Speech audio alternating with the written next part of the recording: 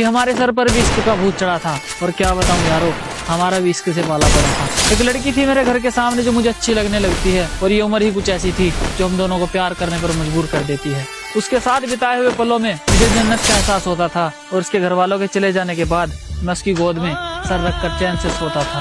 एक दिन उसके घर वालों को पता चल जाता है, वो हम दोनों को मिलते हुए देख लेते हैं, और अब उसके घर वाले उस पर पाबंदियां करनी शुरू कर देते हैं। अब हम दोनों को एक दूसरे की आदत सी हो जाती है, और मैं तो पहले ही पागल था, अब वो भी मेरे प्यार में पागल सी हो जाती है।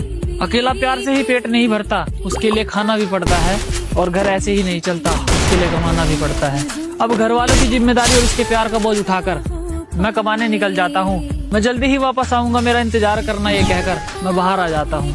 उसे मेरी आदत थी तो वो मेरा इंतजार कैसे करती, और मैं उसकी मजबूरी समझता था। उसके पास तो फोन भी नहीं था, तो मुझसे बात कैसे करती। मेरा काम में मन नहीं लगता, अब मैं घर जाने की ठान लेता हूँ, और उसके पास जाकर लिपट लिपट कर रहूंगा। मैं उसके पास जाने की ठान लेता हूँ। घर आते ही छत पर चढ़ जाता हूँ, और वो मुझे नजर आती है।